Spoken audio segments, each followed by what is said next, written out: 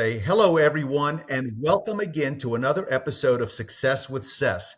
Today, I have the amazing Dean Cardinale on the show. He's a good friend of mine I've known for over 10 years. And Dean, welcome to the show. Hey, thanks for having me, Seth. Appreciate it. Yeah, absolutely. It's good to see you. Likewise. I know that you've been traveling around the world quite a bit this year, and just to tell the audience a little bit, and before we get started, to the audience, please do me a favor, hit the subscribe button and the notification bell, and share the videos with your friends, especially those friends of yours that might be interested in our topic today. Dean is the CEO and founder of Worldwide Trekking and the Human Outreach Project that we'll touch on a little bit later on in the show. Once again, Dean, welcome to the show. Hey, thanks for having me, Seth. Great to be with you again. Yeah, yeah.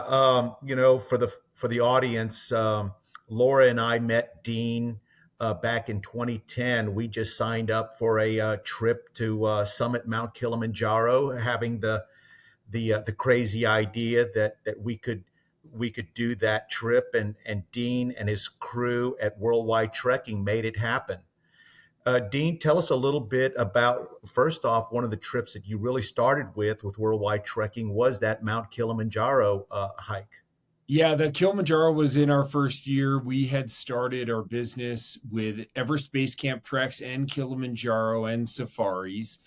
And you were, just a few years into business when we met on Kilimanjaro. And I think, like so many people, when you and Laura signed up, I know you had done some things here in the US and it was probably one of your first international kind of big adventures. Kilimanjaro is a big adventure. And I think it's life changing for people. And it's awesome to see people come over to Tanzania, East Africa, and climb Kilimanjaro, the highest point in Africa, the highest point on the continent, one of the Yes. seven summits, one of the highest points on each continent. And, come over to Tanzania, Africa, and, hike up through five eco changes to 19,341 feet. I mean, it challenges people greatly, but at the end of the day they can most of the times do it. I've done it with groups, for me, over 80 times on Kilimanjaro, and I've had people not make it, but very few. But I have had most people tell me, when they do tell me, and I think other people think it, that it's the hardest thing they've ever done in their life, but they can do it, and that's awesome. Yeah, up until that point, I thought it might have been the hardest thing that I'd ever done. But I've since then I've done a few treks with you, and I can say that there's some that have been more difficult. Well, that's but what happens. I think people kind of there's a lot of ways for us to use our free time, and we all work so hard at our jobs. I know you work hard in real estate, and Laura doing her photography, and we all busy social calendars and things like that. But when you take that time where you set a goal to do something fun and rewarding, it's nice to go to the beach for a few days and do those things too. But to come on a trip where you challenge yourself and you prepare for it and you get excited about it and you tell your friends and you come back thinking, like, my gosh, that's like life changing what I just accomplished. I love to see people do it. Yeah, absolutely.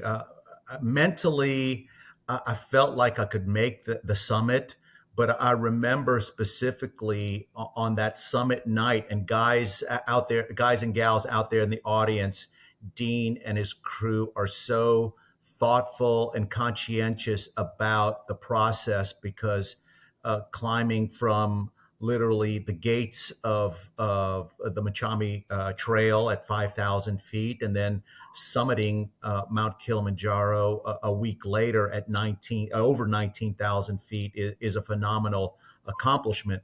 Dean and his crew, I just remember you just telling me in the middle of the night that I would do it and that I could do it, and your encouragement really helped out a lot. I mean, I love to be, guiding people is such a rewarding things to do. probably like you guiding someone through buying their home, another stressful thing that people go through.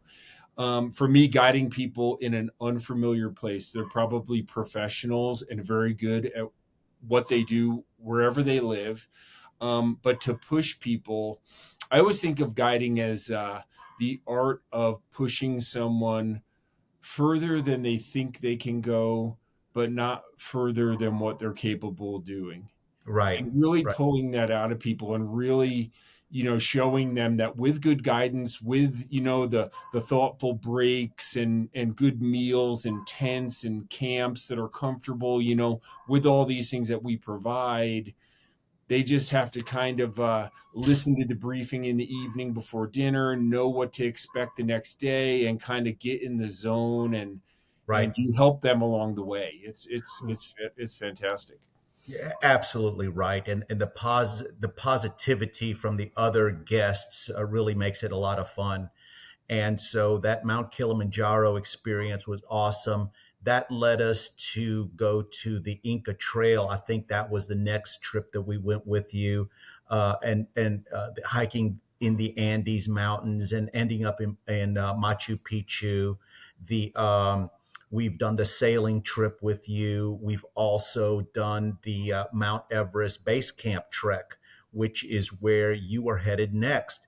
Tell the audience a little bit about Mount Everest, the base camp trek, and flying into Kathmandu. It's such an experience, and such that one was the most difficult one that I've ever done. And I think that is another one.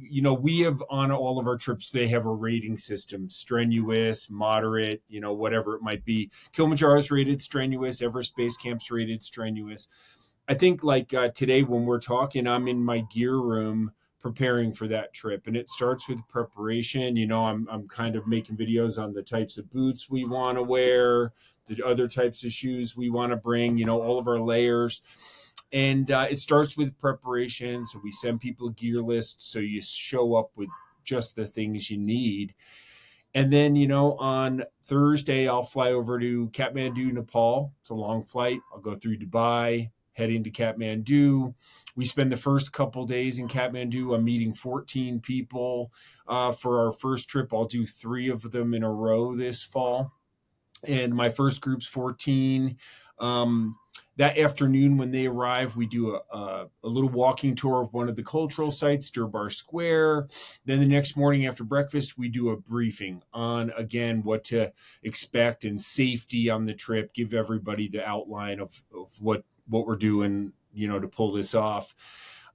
Go visit a couple more cultural sites. Then we fly into the Kumbu and we trek village to village to tea houses. We stay in a tea house, and everybody asks what that is. It's a lodge basically run by a Sherpa family where they provide meals and a simple bunk room where you can put your sleeping bag out, and they're private. Each there's 2 bunks in there for couples or individuals, and we make our way from about 9,000 feet. Nepal or Kathmandu is about 4,500 feet. We fly in helicopters now into the Khumbu, about 9,000 feet, and we trek for 10 days up to the Mount Everest Base Camp, which is, if you go up Kalapatar, it's 18,500 feet. Everest Base Camp is 17,700 feet. And you go village to village. We take a couple double days to acclimatize. I check everybody's medical stats, their oxygen saturation in their blood, and check in on them individually on a medical chart every day. right. And we acclimatize safely, and it's Yeah, just a fantastic experience. and I can just remember so vividly some of those spots, even though Mount Everest for Laura and myself was over 10 years ago. Villages like Namche Bazaar and Tingboshe and Farishe and Gorak Shep, which was on the doorstep of the final leg into the base camp. I mean, just those are memories for me that are just emblazoned into my mind, and I just will never forget that trip. It's just priceless in the experience. Yeah, I think it's, so much about the journey. Like whether it's Kilimanjaro, people think about like summiting Kilimanjaro, or Mount Everest, they think about getting to Mount Everest Base Camp, making the destination. But then I think when you go, like what you're mentioning, you know, you are trekking amongst the highest mountain range in the world in the Himalayas. You're going to Mount Everest Base Camp, but along the way, it's what you see, like the Sherpa villages, like Namche Bazaar, the monastery visits, and the special blessings, and the people that you encounter, and then the camaraderie of the group. Like you say, it's about the other people that you meet that are Yeah, that are for signed up sure. with you, that you're eating with every meal and trekking on the trail with, and it's really a fun. There's so much more to it than just making it to Mount Everest Base Camp. Absolutely.